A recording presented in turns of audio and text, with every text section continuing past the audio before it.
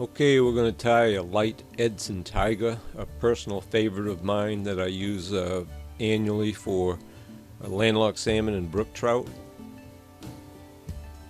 I'm going to play this a little bit fast so we can get through it a little quicker, and I'm just putting on some lead here, and I have to, or lead-free wire, and I have to admit the original pattern doesn't call for it to be weighted, but I like to fish this weighted, so I'm tying it that way, and I'm just building a thread ramp in front of and in back of the lead-free wire. I'm using 15 thousandths lead-free wire here. And I'm going to put in the tag, and I've got gold silver tinsel, and I want the gold side out, so I'm going to tie the gold side against the hook.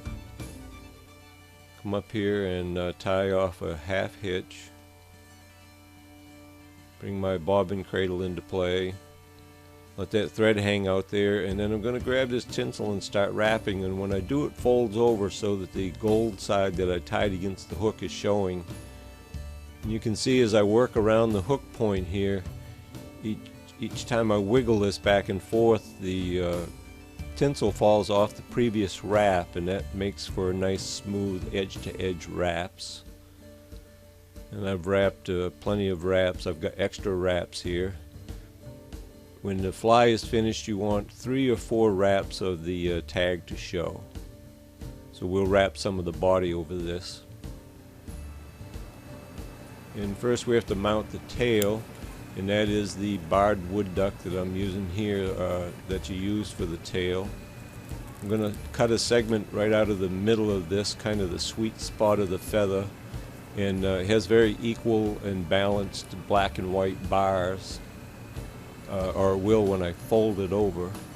Instead of trying to match 2 pieces of opposing feathers and getting the bars to come together nicely, I've found that if you just take a piece out of the center of a feather like this and fold it, the bars come together and they fit pretty well.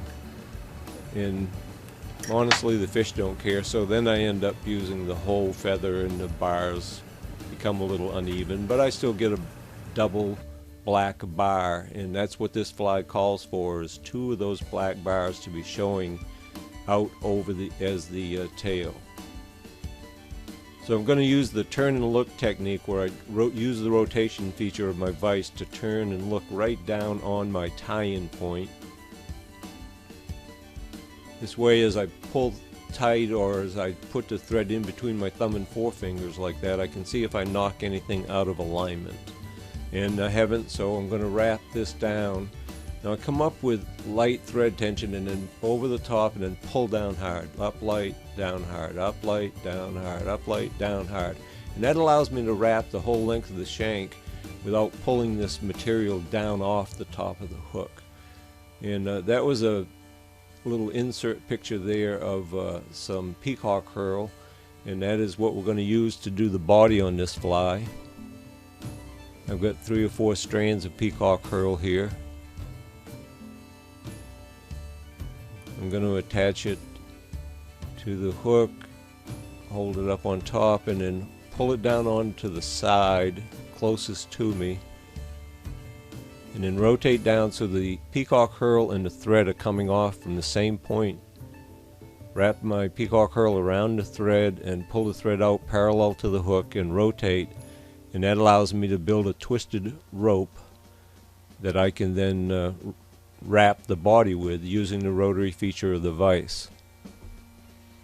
And when I run out of twist, I can just take this rope and hold it parallel with the hook again, rotate a few times, and build some more twist, and then wrap up and get to the end of the body. And I'm not quite as far up as I'd like to be, but that's close enough.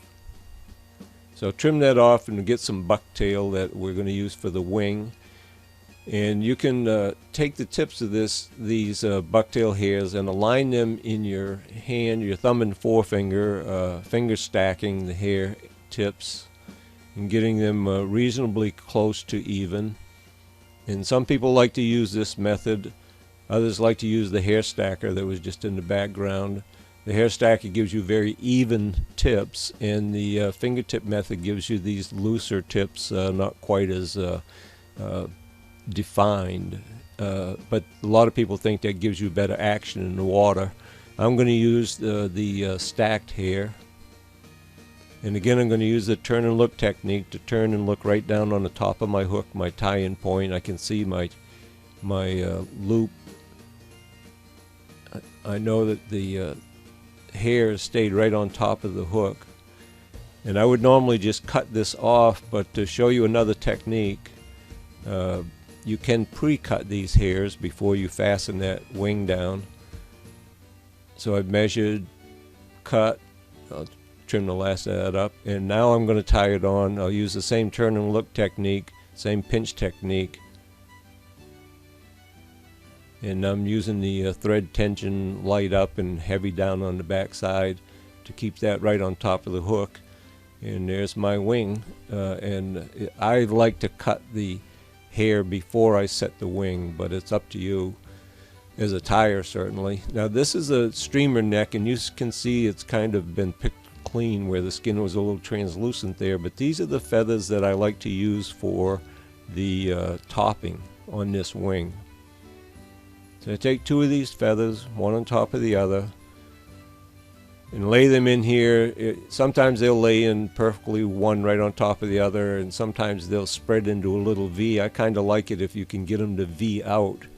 I think they have more movement in the water that way. Use the pinch technique, the turn and look, so I'm looking right at my tie-in point. And I like the looks of those, although I have to admit they're a little long. I'll trim that off. Wrap those ends down and get ready for the jungle cock eyes. I'm taking the jungle cock eyes off the lower part of the neck because you just use the eye. They're supposed to be tied in very short, and original patterns called for a well, they didn't call for it. They said as an alternate you could use a metal disc as the eye, and it was thought to give more flash. So set that one jungle cock eye on, rotate this over.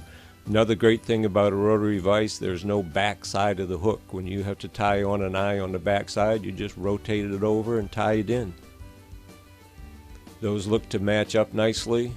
A couple more wraps to make sure they're secure, and I'll trim these off. And that one wants to be stubborn. Well, I should have just picked it up and cut it off in the first place. It's much easier to just grab the stems. I got lazy there.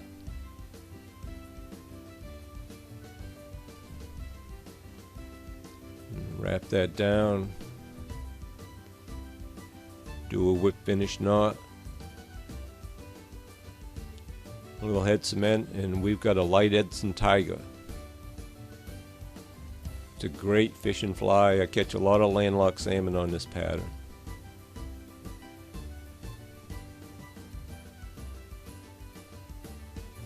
Looks even better when you put a little head cement on it.